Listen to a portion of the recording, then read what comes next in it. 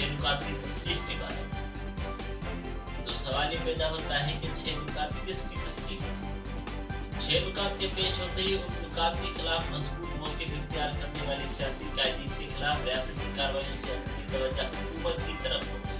चौधरी मोहम्मद अली की निज़ाम इस्लामी पार्टी के मरकजी रहनुमा राणा नज़रुल रहमान ने अपनी सरगुज़श्ता सुबह करना शाम का में कुछ ऐसे इंकशाफ किए हैं जिनसे उनके बहार को तक़वियत मिलती है।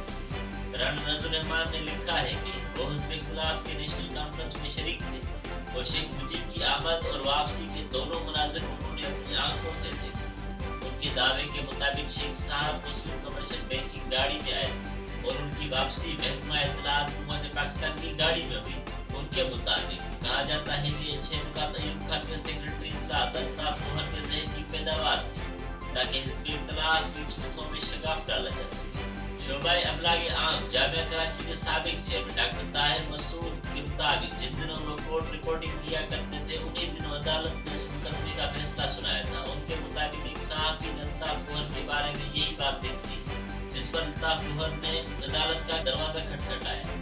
सहाफ़ी अपना इल्जाम साबित न कर सके, लिहाजा अदालत ने सहाफ़ी के खिलाफ फैसला दे दिया। सहाफ़ी पर 80,000 रुपए जुर्माना भी हुआ। कोर्ट की तरह मुजीबुर रहमान शामी भी अल्ताफ गोहर वाली कहानी को मुस्तरद करते हैं।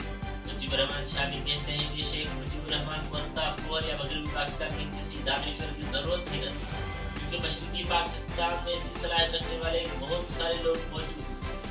छह नुकात के बारे में मुजीबुर रहमान शामी का ख्याल ये है कि मारूफ बंगाली ब्यूरोक्रेट रहमान सुबहान या बंगाली इकोनॉमिस्ट नज़रुल इस्लाम की तसनीफ हो सकती है। तो यहाँ सवाल पैदा होता है कि छह नुकात क्या ज़हर कातिल थे और इसी तरह फेंक देने के काबिल थे जिसे हिज़्ब इख्तिलाफ ने फेंक दिया। इस बारे में मुजीबुर रहमान शामी कहते हैं कि इस वक्त की सूरत हाल के मुताबिक अमूमी ख्याल ये था कि इन तजावीज़ के पीछे इंडिया का ज़हन काम कर रहा है। ये एक ऐसा ख्याल था जिसकी वजह से तवज्जो किसी और तरफ जा ही न सकी। छह नुकात पर आलमी रद्द-ए-अमल से हिज़्ब इख्तिलाफ मज़ीद मुहतात हुआ। हिज़्ब इख्तिलाफ की ये परेशानी काबिल फ़हम लगती है क्योंकि इन नुकात के बारे में आलमी प्रेस खास तौर पर इंडियन अखबारात के रवैये ने उन्हें मुहतात कर दिया था। कलकत्ता के अखबार स्टेट्समैन ने इन दिनों लिखा कि हुकूमत पाकिस्तान मशरकी पाकिस्तान में खुद मुख्तारी की बढ़ती हुई तहरीक को कभी दबा न सकेगी। कलकत्ते ही के एक और अखबार कंपास ने शेख मुजीबुर रहमान के बारे में लिखा, मशरकी पाकिस्तान का महबूब तरीन जवां साला कायद। छह नुकात के बारे में लंदन टाइम्स की सुर्खी थी, मशरकी पाकिस्तान में तूफान का सिग्नल। दुनिया के बड़े अखबारात और जरायद में इकोनॉमिस्ट, न्यूयॉर्क टाइम्स, लीमोंट और हेरल्ड ट्रिब्यून शामिल है। छह नुकात की तजावीज़ पर इन्होंने भी अदारी तहरीर की।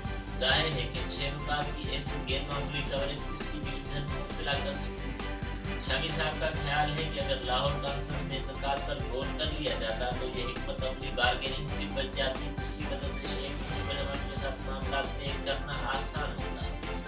लेकिन इस वादना रवैये के बाद जब उन्होंने 1970 के इंतखाबात ही छह नुकात के नारे पर लड़े तो उन्हें इस पर आवाम का भरपूर मैंडेट मिल गया, जो मामला हाथ से निकल गए।